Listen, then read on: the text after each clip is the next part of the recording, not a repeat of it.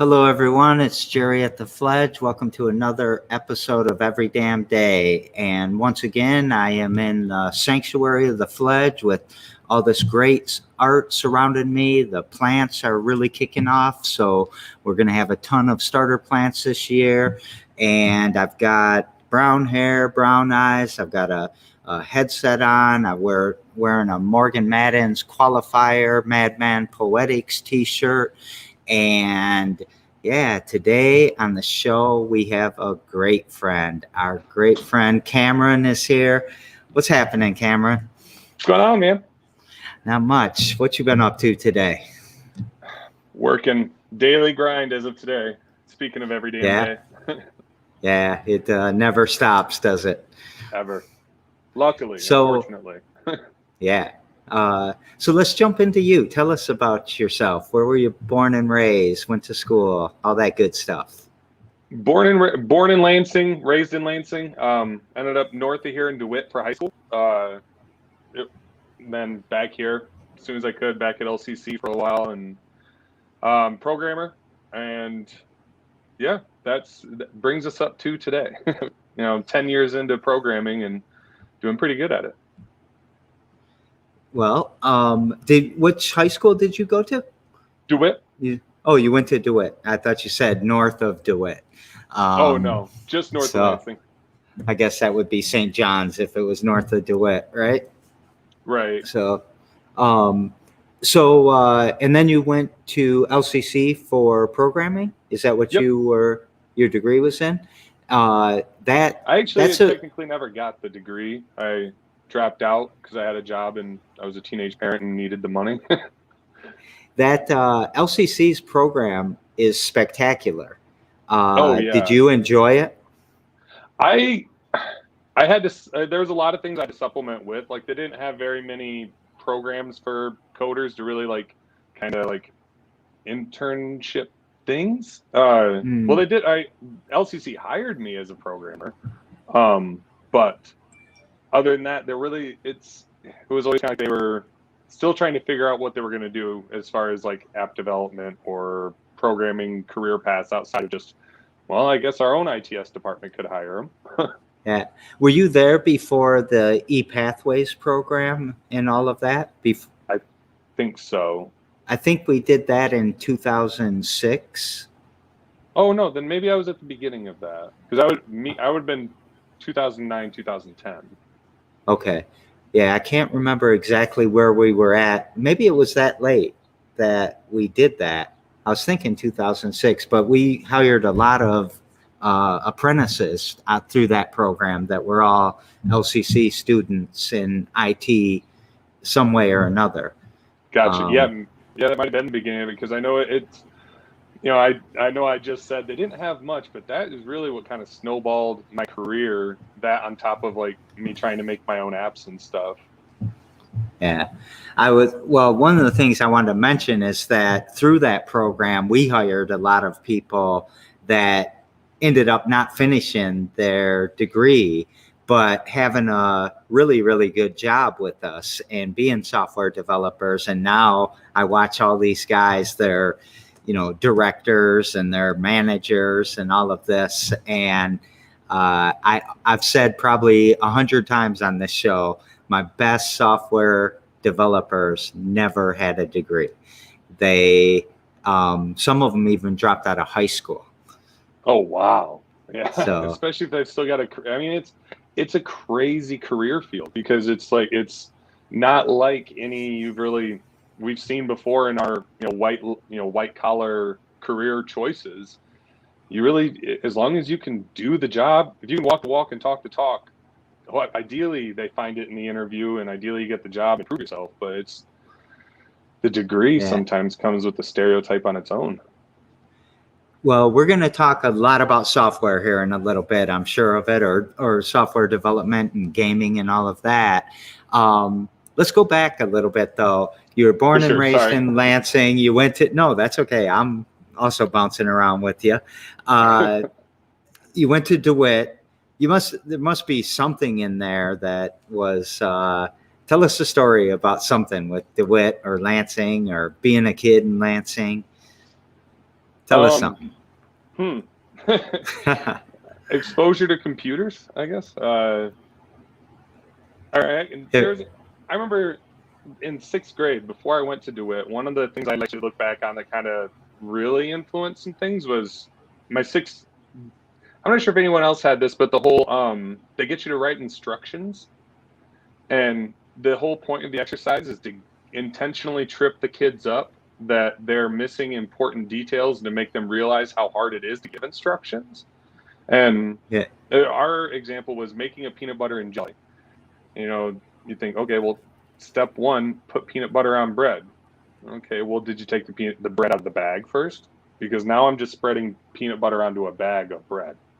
Right. I used to do that same exercise, but not with kids, but it was how to light a cigarette. I did it when in an ISO 9000 class I used to teach. And people always screwed that up too. So all of a sudden now the whole pack's on fire. Where'd you go to school in 6th grade? I was at a school called Cumberland. Cumberland, yeah. All right. I went to Vivian Riddle and Atwood, if you know those two schools. I know Riddle. You do? Oh, of course. I just heard of those are kids from Riddle. Yeah, I was one of those kids. Right. Verlinden was where I heard about the Riddle kids. Verlinden was a school right down from Sexton. Uh-huh. We were the Little Big Reds. Yeah. K through 5. And Riddle was right in that same neighborhood there. I think off from Genesee or something like that. But I got bused from the south side, Kendon. And this was in the 70s. I'm a lot older than you. My kids went to Kendon. Kendon's still around. Yeah. Well, they were only there for a couple of years, but yeah, Kendon was a great school as far as I remember. Mm-hmm. So now what are you doing? So now I am not finding enough time in the day.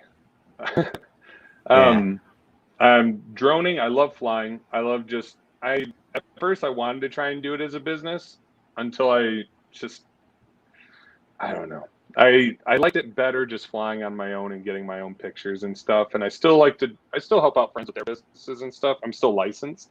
I'm still a licensed remote UAV pilot. So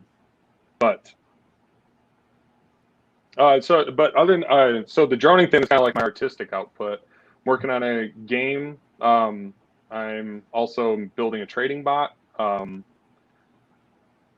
was a 4th thing. We'll come back to it, I'm sure. Okay. Drone, a license. What's that process like? How do you get this license? So it takes reading nautical maps is probably the hardest part of it, and just knowing common airspace laws. But those maps are hard to read. I feel bad for pilots that have to look at that day in, day out. I can read it when I have to, but I still don't know I'm sure there's half of the things I had to learn about I haven't had to use. And so now I'm coming up on my 2 years where I have to retake my test. And so it's probably going to be I'm going to have to hit the books again. So, which is going to eat into your time even more, I'm sure. Yeah. So would that help you be a pilot later? Like if you wanted to start being a pilot of a plane? Oh, I'm sure. Just being able to, just knowing the tools and free websites and stuff you have out there to plan your flight, or even just knowing who you report your flight plans to, kind of a thing. It would definitely help with the formalities of being a pilot, but man, when you're studying to be a real pilot, I hope that's only like 15%. I had Ruben Levinson on the show a few weeks ago, and he's studying to be a real pilot. Or I guess he has his pilots, but he's still, trying to do more and learn more and get to the next level. Right. Sounds like it'd be fun. Agreed. So, I would love to be able to, but I'm at this point I'm just taking more time. so the game, you want to tell us about that, or is it a secret? No, not a secret at all. So the game actually even helped tie it back into Coders Farm. But right now I'm targeting the hyper casual market. So like single finger games, something you can just open up and within 3 clicks, you're already playing the game. It ideally kind of shows you, just is intuitive enough to where there's not much instruction. So the less English in the game, the better. So it's just hyper adaptable. So just with pictures and sounds and stuff, because I don't want to be limited to just English speaking areas. Yeah. But it's jelly, space jellies. You're just this little star jelly flying through space, and you can change colors and you can collect other jellies, but you have to collect the same color jellies as you, and you just see how long you can go. And is single finger game a phrase that's used, or did you coin that? Is it? No, that's a phrase. It's a phrase that's used. I'm pretty sure there's something more professional than that. But I kind I of get know. it, right? It's Yeah, I'm trying to act like I'm paying attention to something, but I'm playing my single finger game, and exactly. Just something yeah, you can hold your phone and do that with. yeah. So where are you at in the development of it so far? So I actually just last night I got both of them. I've had it. I've now twice in and out with the Google Play Store as far as getting it approved, and I just submitted I finally got all my screenshots and everything together for the iOS store last night. All right. So what's that? So A we're couple week process, or is that at fairly most. quick? Okay. It's slowed down at the beginning of COVID, but it's kind of it's gotten a little bit quicker in the last 6 months or so. All right. So a week, What's 2 weeks. What's the name of the game? Space jellies. Space Jellies. All right. So space and then in space, or Yep. all one word? Space jellies. And is that JELLIES? Yep. That right? All right. Name of the game. Just real quick. Hi, Mona. Hi, Cindy. Nice to see you guys. They're talking to each other right now, or I'd show you the comments. But yeah. So, all right. So, drones, space jellies. You said Coders Club. You said something else in there. Now I forgot what your third thing was when you were trying to think of the fourth thing. Oh, I actually think the fourth thing was Coders Farm. But Okay, yeah, yeah. the trading bot. Oh yeah, that's what I want. Yes, I have lots of questions, but you tell us about it first. For sure. In a nutshell, it's an automated arbitrage system. So it's going to take. So we all, arbitrage is kind of a key popular thing that most people understand with trading, where you just, you buy on market A for X amount and you sell on market B for X plus profit amount. In a perfect world, everyone would be able to just do that and print money, but right. I remember when my Bitcoin ATM was way off on the exchange from Coinbase, and so I could arbitrage between the two, and it literally felt like printing money. I mean, right. it was so off too. I would hit my limits every day. And it took them about 5 days to get them in sync. So, yeah, we had a good time with that. What are you trading? Altcoins. So Yeah. specifically sticking with just on the other side of the Bitcoin wall, as far as like taxes and properties, and I don't know how all that is even going to come out of the wash if this ever, takes off. But sticking with altcoins, and so hitting places like Bittrex, Binance. I got to work in CoinX, and there's another one I realized that's come up in the last couple of years I need to work in. But yeah, it's pretty intricate because you have to, even with the opportunities that do come up, which are seldom, you have to be able to hit them fast. You can't be waiting around for network times or transit between wallet to wallet even. Yeah. So it takes having reserves on both sides of the fence, on any exchange you want to be on, any market you want to be on within that exchange's books. And then making sure you can cover withdrawal fees and transaction fees and Yeah. All the stuff you have to do in real life. Right. I was watching the spread between Bittrex and Coinbase on Dogecoin yesterday, and it felt like it was getting a little off drift. No, yeah, my track right now. I've just got it collecting data, and it recorded Doge. There was 2 or 3 opportunities last night overnight. I woke up to see this morning. Yeah. So you're playing it like in a safe space right now to see how it's working? Exactly, because for one, I got to build up capital. I don't have the money to just sink into this. So this is like putting my savings account on steroids is my whole goal here. Yeah. And I don't mean to, I hope this is an okay question. You can say, I don't want to talk about that and we'll move on. But what are the tax ramifications that I think I know what they are, but I want to talk about them if that's okay, of doing this? Yeah, so I might be completely off base here. But as far as I understand, anytime I think I actually don't even I feel bad talking about it because I feel like I'm going to say something that's completely wrong. It's going to lead someone down the wrong path. But it's the internet, so being wrong might get some attention. I don't know. Well, there's our disclaimer right there. Talk to your own accountant, look at your own situation. This is not legal expert CPA advice.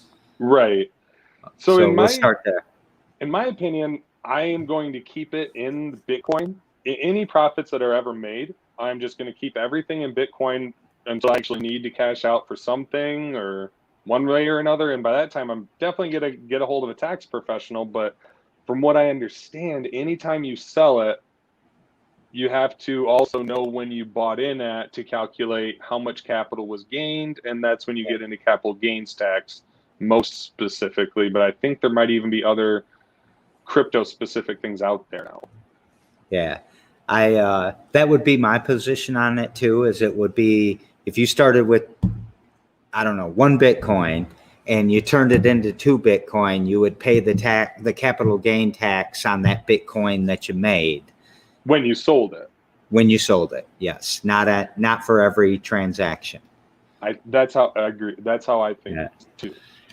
So imagine they look at when it's at US dollar value. So when it's either when you're buying it and then also when you're selling it for the US dollar. But if there's anything in between there, I really don't know because I don't know.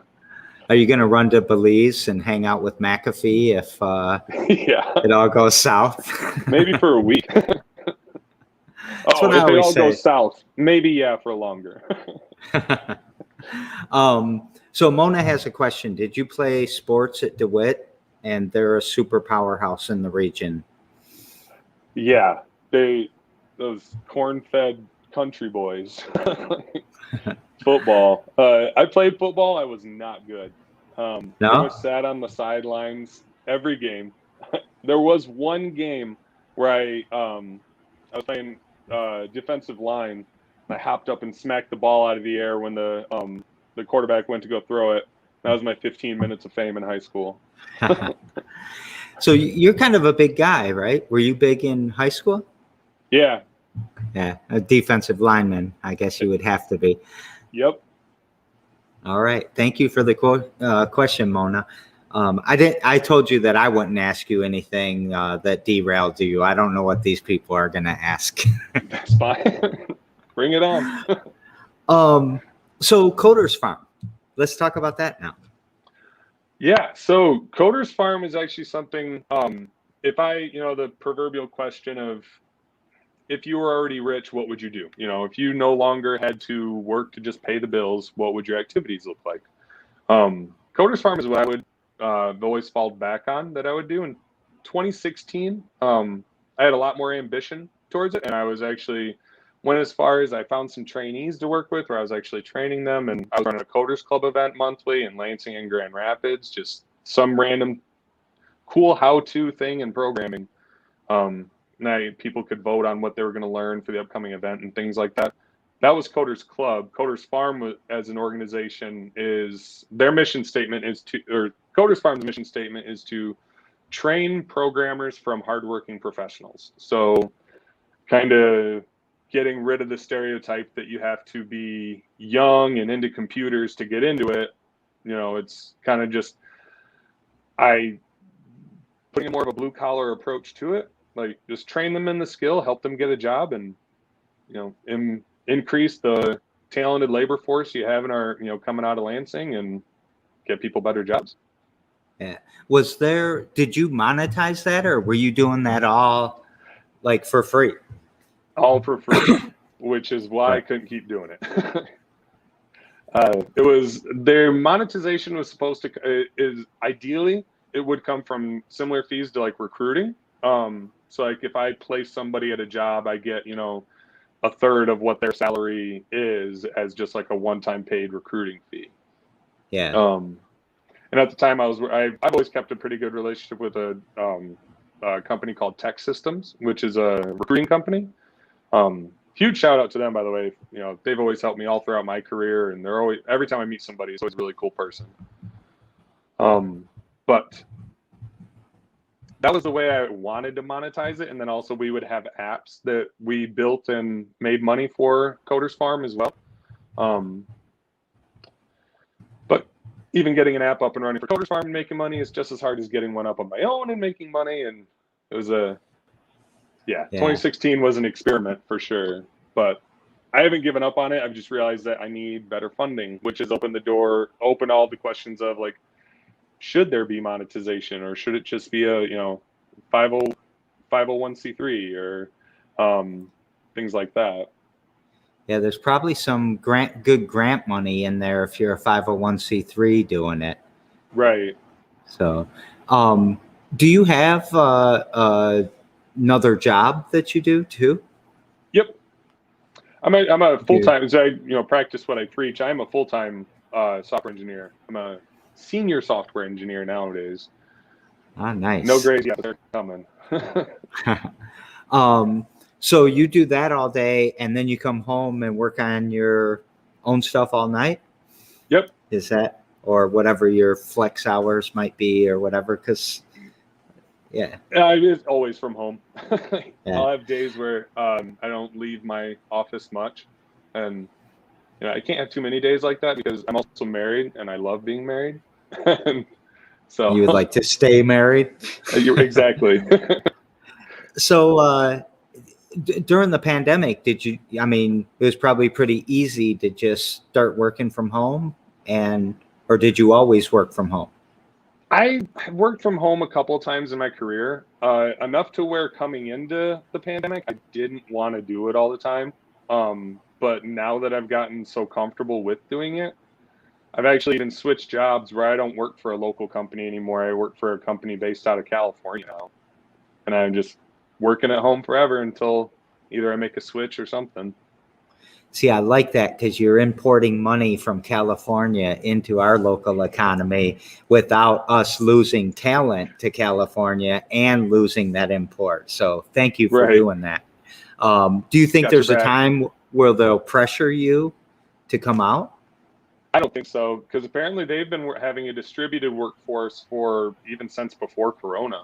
Like I work with some guys that are out in New York. They've been working for the company for almost like 5-10 years now. That's awesome.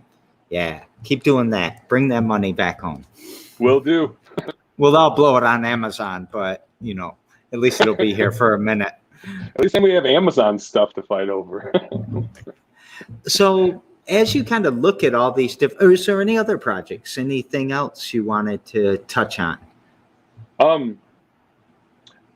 Not really. A lot of my, I guess, something also about the drone thing is my wife likes making videos, and she's getting more into like video production, and so that's also, I guess, another reason why I keep my license, and because it's actually really, you can fly his drone as a hobby, but anytime you want to publish that work, they'll consider it commercial, and now you got to have a license to have posted that. But they have to catch you doing it, and it's just like it's just weird. They ain't got time for that. Right. No, that is not legal advice either. Right, exactly. Again, not legal advice. Is there any website, like if someone wanted to find out about Coders Farm or the game or the drones or anything? Just YouTube. YouTube? Yep, YouTube. And then I'll be probably here in the next month or two. I'll be making a lot of fuss on Facebook between like just different Lansing groups and on Reddit and things like that. But I don't have many. It was also in 2018. I kind of took all my apps down, all my websites down. I was done at that time. Were you mad at the internet? Not really. It's just like that. You ever have a half-started project and you just kind of walk away from it, leave it in the corner of the garage, leave it in the basement, leave it somewhere, and it just kind of, I don't know. I guess with me, it just kind of nags at me. It's like, oh, you haven't worked on it. You haven't worked on it. And so I guess me shutting it all down is kind of me admitting, like, time for a fresh, clean start. Like, I learned a shitload from everything here, but I got to walk away and try to start with something better. I don't think I've ever not had a half-finished project that I'm abandoning. Right. So I'm going to skip Mona's question for a second because I'm going to ask you in a little bit. But Cindy, who's a great friend that lives down in Florida, but is from Lansing, I'm hoping Kamron is thinking about being a big brother / mentor to a 14-year-old. Would love for there to be a Kamron / Quinn virtual relationship. So Quinn's a little rock star programmer down in Destin, Florida, that was coming to our coding clubs. And we'd love to see them get back to Lansing sometime too. So, yeah. Coders Club actually, the more I think about it, it's like even in today's modern society and how acceptable, because 3 years ago someone's like, "Oh, join my webinar." Yeah, right. But you might go to a in-person kind of meetup kind of thing. So I think virtual Coders Clubs might be a good idea, which open the door for something like that. Yeah. We were trying to get ours going virtually, but I don't know, we felt so beat up with different Zooms and just too much at the time. And then I couldn't get the volunteers to kind of always participate. So it just got disorganized and seemed like we were wasting Quinn's time or other people's time. So we'll figure it out though. But Cindy, definitely. There's the more, you never, as an adult, you never really want to say the more kids I can talk to, the better. But I definitely I am trying to think of ways in which I can be that kind of, how I can scale that influence, because I do have I've got one nephew in particular, Dylan. He's a smart kid. I love giving him anytime I have some kind of new project going or something. I always try to just tell him about it and expose him to it, kind of a thing, even if it doesn't garner interest right away. But I always tried to thought about how you could scale something like that. Yeah. So how do you kind of summarize your mission over all these different projects? There's a means to an end. All of my projects, the idea is just making money. But like I said, Coders Farm is what I would like. Programming really turned my life around, and I know that there are other people. There's more people in today's world that need a turnaround than not.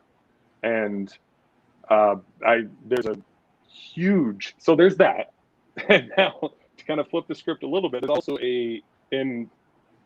every single business person knows the severe talent shortage going on right now. And it's not just in one place or another. It's not just in one industry or another. There's just a general talent shortage with our skilled workforces around the world. One of the biggest ones being with programmers and software engineers. So much so, like we covered earlier, you can walk into, six-figure jobs with no degree. A lot of experience. You need experience, but Yeah. no degree. And so, But even go ahead. even with very little experience, you could still walk into 40, 50,000. Oh yeah, with full I mean, benefits and a yeah. 401k. Yeah. So you were going to say something, though. I'm sorry I interrupted. I was losing my train of thought as it was. So I Okay. appreciate you. Well, you know what? I like what you're talking about here. So in a lot of economic development, or not even, I shouldn't even say that, just cities in general, they're always trying to figure out how to attract talent, right? Mhm. And so if we do attract talent, we bring somebody from a different city here, right? And they take an opportunity that could have been for somebody in our city, but our city hasn't trained them to be that yet. So now we've replaced somebody with an outsider. And what do we do with this other person? Now we Right. still have one person needing help. And so I love this farm idea because it creates the talent here with the people we have here. And it's right up my alley because I think we have tons of competency, really smart people. We just aren't training them right or not showing them a believable opportunity to be Mhm. trained. So, yeah, I don't know. And that's there's our shit. I forget now. But yeah, they just because we have good, dedicated people that if they had the right skill set, these companies would love to hire them because they're loyal people that'll stick to something for 10, 15 years. Even if they're being mistreated a little bit, these people still stick around because they're just loyal and don't want to change. And and that pretty much describes a lot of a big part of the blue collar workforce. And even when they're tempted with a couple more dollars per hour somewhere else, it really has to sit there and resonate with them for a couple of years before they'll decide to make a move. Especially if they're raising a family on these wages. Hey, Yeah. so, but So oh, go ahead. no, What would you say that so you talked about money and you talked about giving people opportunity to be a software developer because it changed your life or even to get into IT or whatever. What's something you do to push that mission forward every damn day? Is it something in particular? Is it a scattering of things? it ends up becoming a scattering of things, but it is still just you know every time I'm working on this game or trying to get it going so I can get some money coming in from it or something. Like to be quite honest, I'm good. Like I'm not raising this money so that I can, go to the moon with it. Like I'm raising it so I can do something with it and try to, make that bigger impact than just being, another rich white guy. Like to be flat out honest. Yeah. Um, I've always loved the way you think, man. Uh, so we daisy chain these shows together. And yesterday on the show, we have Katie and Janie from the Hive Hair Studios. And what they want to ask you or wanted me to ask you is what do you what can you do to improve the lives of others? uh, in a in the every damn day sense, just make somebody smile. And the long term sense, hopefully give somebody a better career or better skill set, better foot forward into just the world. Yeah.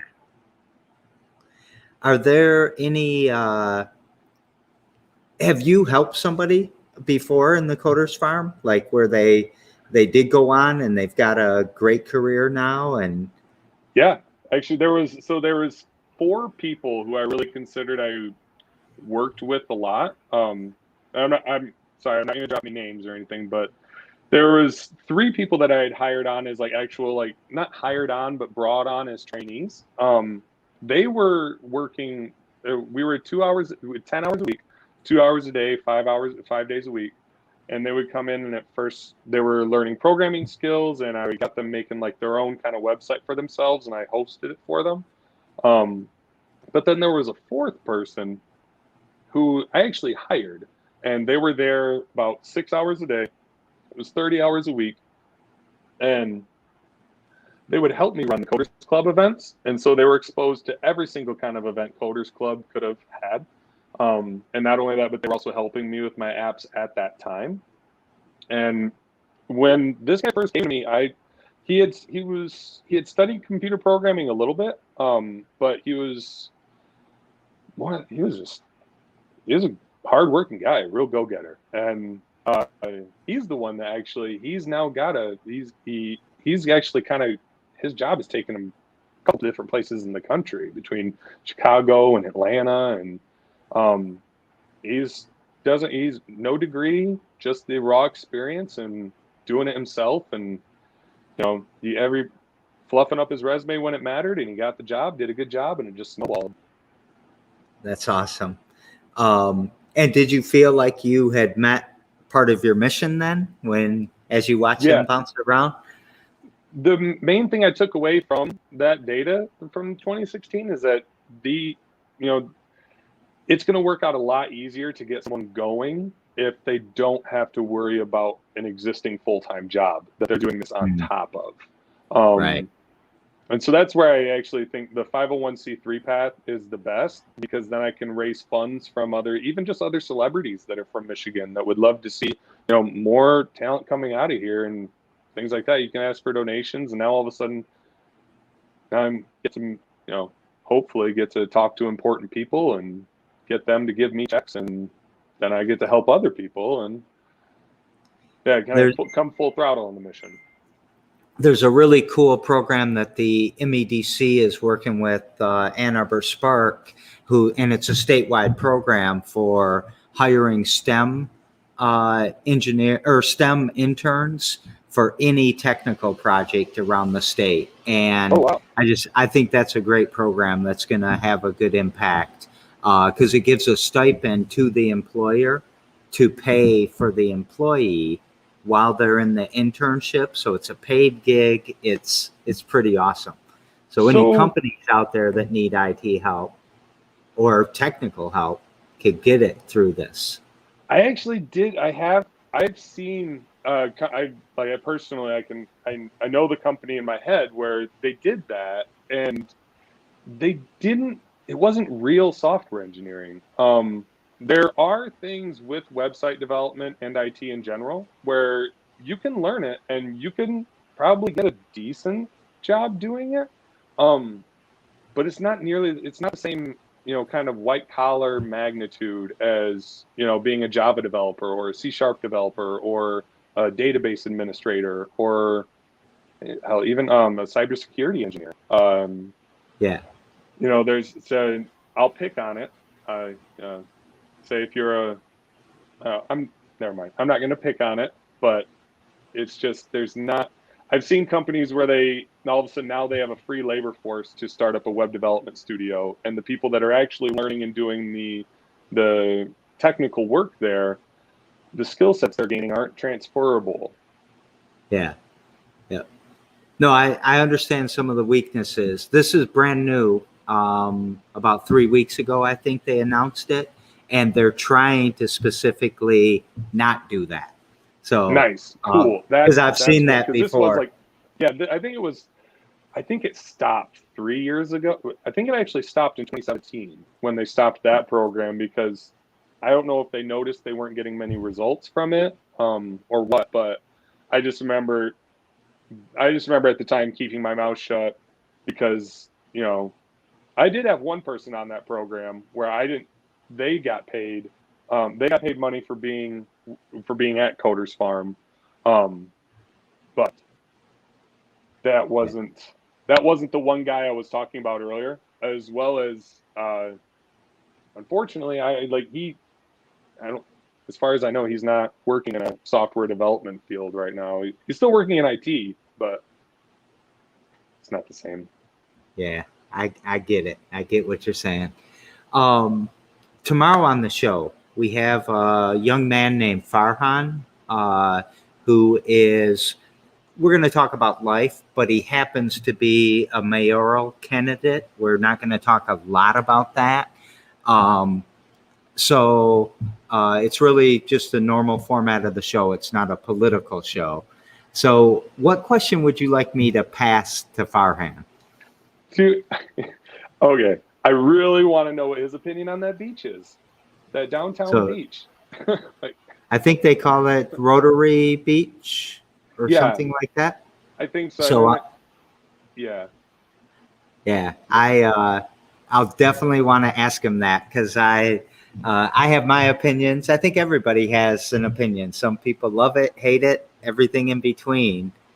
Which I'll be what do honest, I think that we could have done better things with that money. We did a great job corralling businesses together for a common cause in Lansing, especially downtown Lansing. That's great, wonderful. Just a bit misdirected once they had the money. yeah. I mean it's cool. But I mean it is cool to have a beach by us, right? That sounds cool. But then you've got, I don't know, a parking structure across the street on some of the most valuable land of Lansing, a parking structure. So that's kind of your view. And then the river, you got to be careful of the river anyway. Right.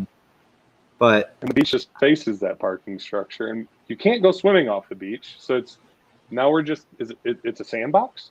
Like, yeah, but, I tried beach wrestling a few years ago in Grand Haven, and it was a lot of fun. And I would love to bring beach wrestling to Lansing, but you I didn't would get love to sand do in it. your eyes like all the time. Like, Yeah. Oh yeah, it's some different rules. I'll talk to you about it later. gotcha. But I did get sand in my eyes. Everybody does, but yeah, that's part of it. But it just I don't know if we could make it work down at that beach if it's I don't know, the right spot to do it. Right, not with like extra cleanup beforehand. Or I Yeah. don't know. I So respect you, man. It would be cool. I would definitely come and watch and maybe even volunteer some time to help clean it, make sure it's clean. But so I'll ask Farhan that question for sure. also, never mind. Only one please. question. I don't know. I'm Throw gonna it keep out. myself to one. I was going to Okay. ask him about the Bogey Tower, and Oh. the rumor that in '69 there was a 50-year contract signed between the Bogey Tower and the city of Lansing to not allow any other skyscrapers to be built. And that in 2019, apparently, that contract is now up. I'd just be curious to hear if he knew about it and thoughts about it. But if we're going to get a bigger skyscraper. Right. If Lansing may in the next 10 years. All right. Maybe I'll ask him that too. So what is happiness to you, and are you happy?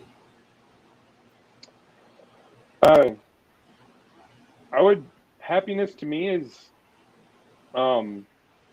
there's the raw joy you feel, and that alone, I feel like that alone can make someone really happy. Feel like there's also another edge to the coin of happiness of the joy you bring to others, because I just especially once you find your own joy, you find yourself wanting to share it. It's kind of a social drug. So happiness to me is 50% the joy you have, then you bring for yourself, and also the joy you bring to others. I feel like that's like kind of the whole pinnacle there. And I am happy to answer that for sure. So not done yet, but I'm happy.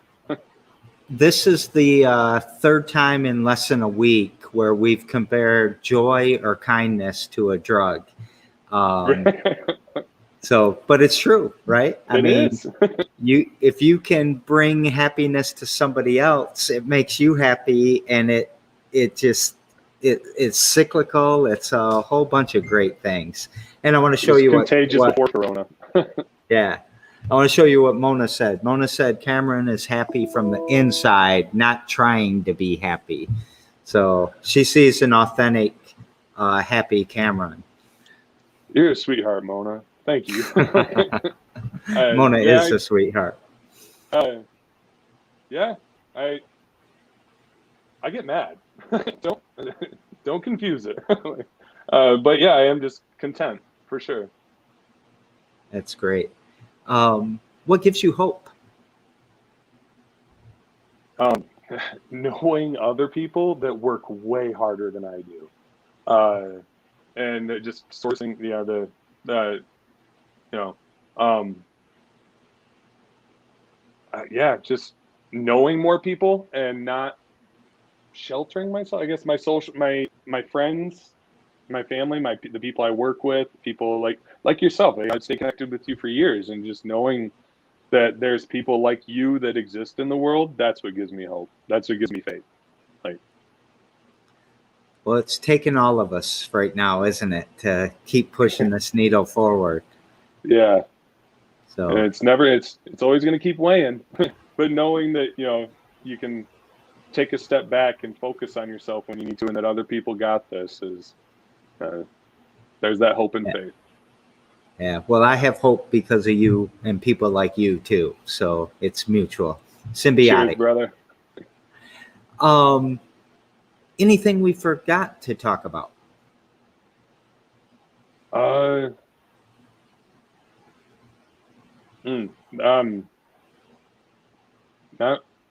really. Yeah, I know. I feel bad. I didn't mean to lead people in with Coders Farm and think that there's anything happening soon, but Coders Farm is just I do have plans this year. I have decided, I've talked to Amber, the 501c3 path. I keep on talking about that, but so that'll be coming up. Hopefully, we'll have some movement made to where it's a real thing in Lansing again in the next 24 months, a year or two. But yeah, especially going the 501c3 route and going around and collecting and actually going professionally fundraising is gonna, I think, be able to bring that to the rubber meeting the road a lot faster than me trying to make games or apps or something.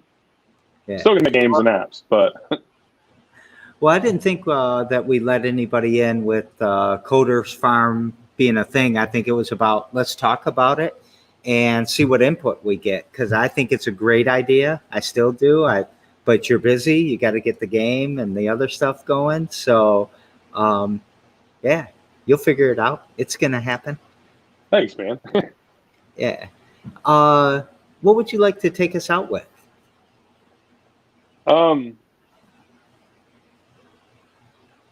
Be easy. Don't let anybody ever tell you can't do something. Background checks don't stop people. Drug tests don't stop people. Get past the hump. Just coming as someone with haven't always made good decisions in my life. I come back from some things, and it's possible. Work your ass off. People will notice. Yeah. All right. Thank you for that. And thank you for being on the show. It's nice to catch up with you, my old friend. We have known each other for a while, and I appreciate what you do. Thanks for being here, Jerry. Thanks for doing this. Thanks for having me. Of course. All right, everyone. Every damn day at 2 p.m. 2 p.m. And our good friend Farhan Oman will be on the show tomorrow. So stay tuned for that. And we will see you later. Oh, and thank you, Mona and Cindy, for the questions. There you go. Thank you, Mona and Sydney. I love having you interacting with us on the show. So thank you all very much, and we'll see you tomorrow.